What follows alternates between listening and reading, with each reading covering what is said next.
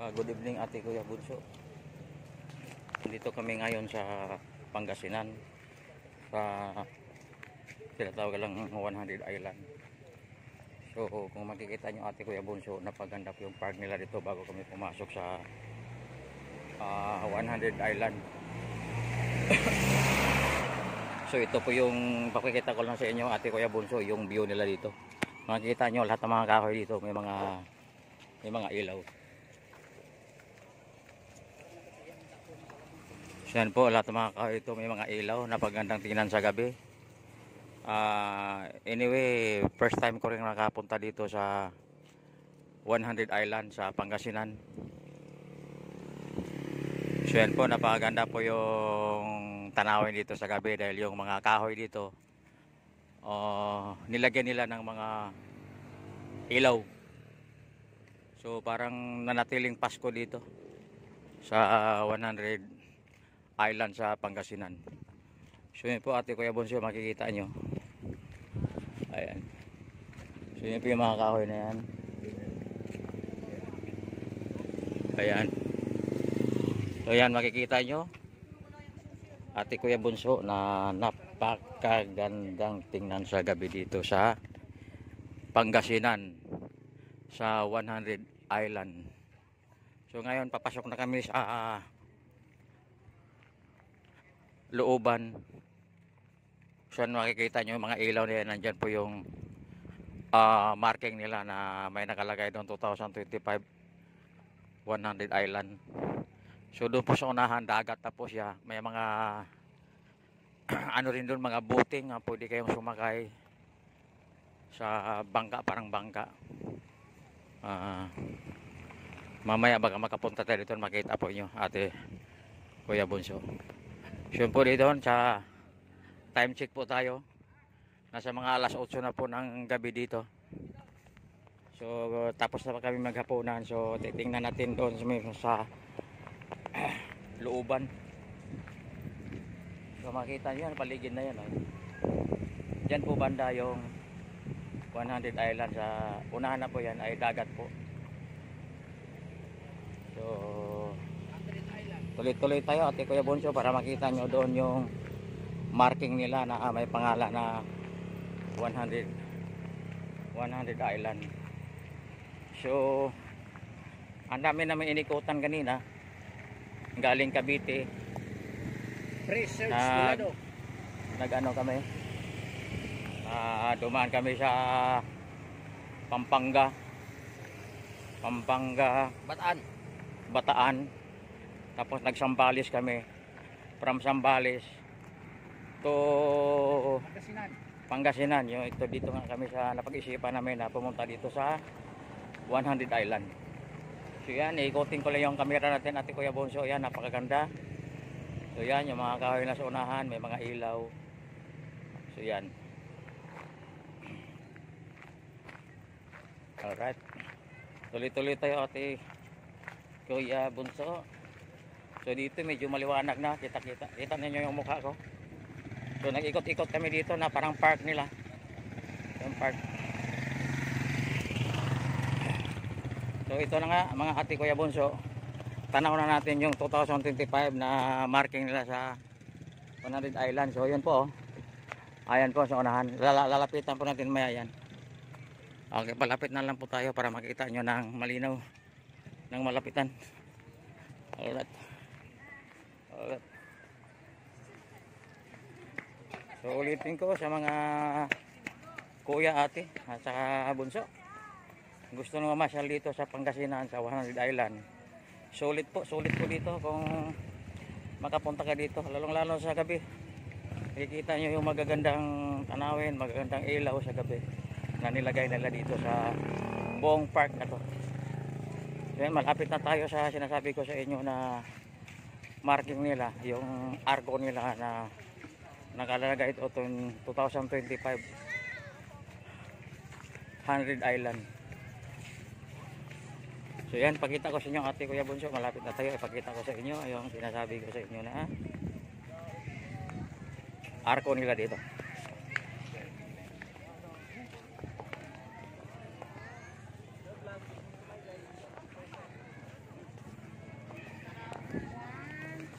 So yan po ate Kuya Bonso, may padi-padi pa sa harap oh, parang agila. So yan po ate Kuya Bonso, yun po ang sinasabi ko sa inyo na kanilang arko dito. Na may nakalagay dyan, welcome 2025, 100 Island, Alumino City, Pangasinan, Philippines. Alright. So iikot natin yung camera para makita nyo buong paligid.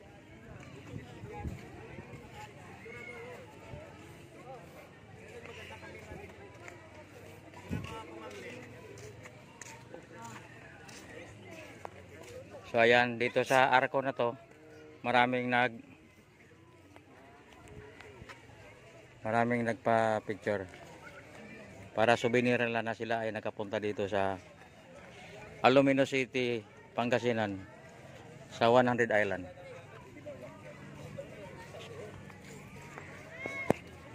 Pakita mo ako sa video mo. Oh, alright. Yan si Brother Jonathan, si Brother Joel. Yes, si Jonathan sa likod kalbo. Si Jonathan pala ito, kalbo. Okay. Hi. Hi. This is Brother Joel. Hi. Hindi siya kalbo. Ito siya original. So, kaya kami nakarating dito sa 100 Island dahil hinahanap ko pa rin hanggang ngayon ang aking asawa. Ay di, joke lang. Wala tayong asawa. Tayo po nanahimik na dyan. So yan po ate Kuya Bonso, napakaganda po. Maliwanag sa gabi, makita nyo ang napakagandang ilaw sa gabi. Kumbaga pawala din ito sa stress. Kung na-stress kayo, punta lang kayo dito. Ang ganda po yun ng ambience. Ayan.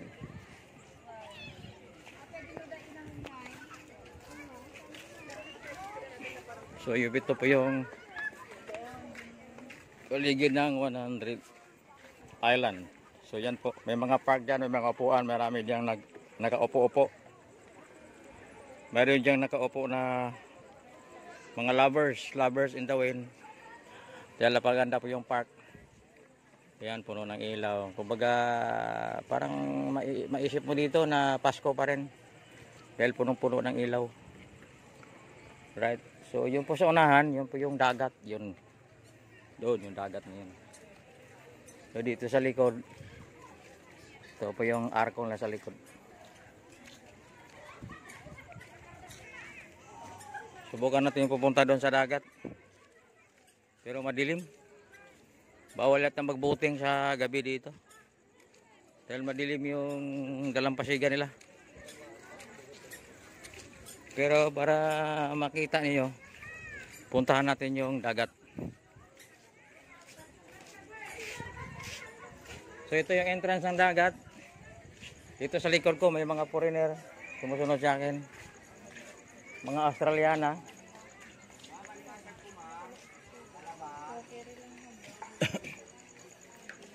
Ano kaya dagat na? Wala tilapia? So ito dagat.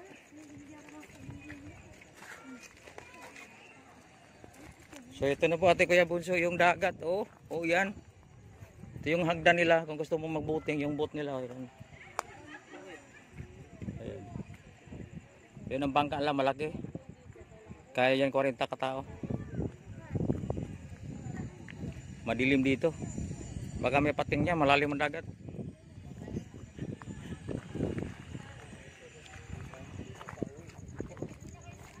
So mayroon ditong mini boat, maliit na bangka. Yan, mini boat. Alright, so madilim dito sa dagat. Hindi tulad doon sa may park. Puno ng ilaw. Ayan ah. Ayan, puno ng ilaw. Ganda. So yun po ate Kuya Bonso, kung sino po yung gustong pumunta dito, promote natin to kasi maganda naman talaga. Hindi ka naman magsisisi pag ikay napunta dito sa lugar na to, dito sa Pangasinan sa 100 Island.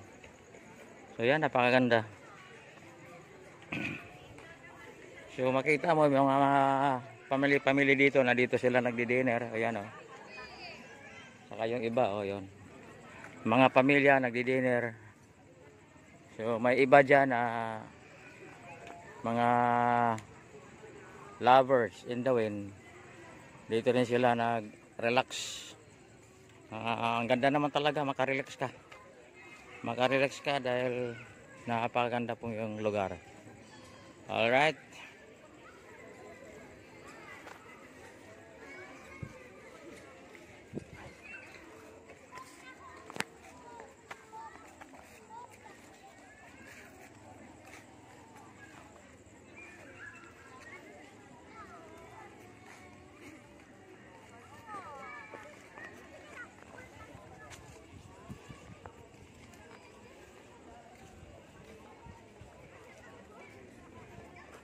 So dito tayo sa unahan para makaupo rin tayo sa mga upuan dito sa park.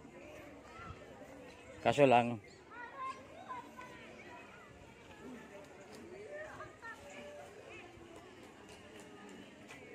sabagay may mga bakante pa naman ng upuan. Pwede tayong upo sa mga bakanting upuan.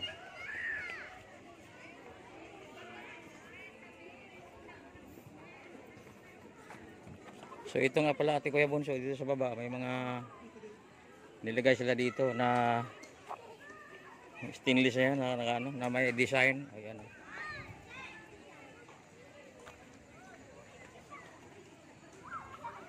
Alright, yun lang po Ate Kuya Bunso. Ang itong lugar na to ay 100 Island sa Alaminos City, Pangasinan. Ayan.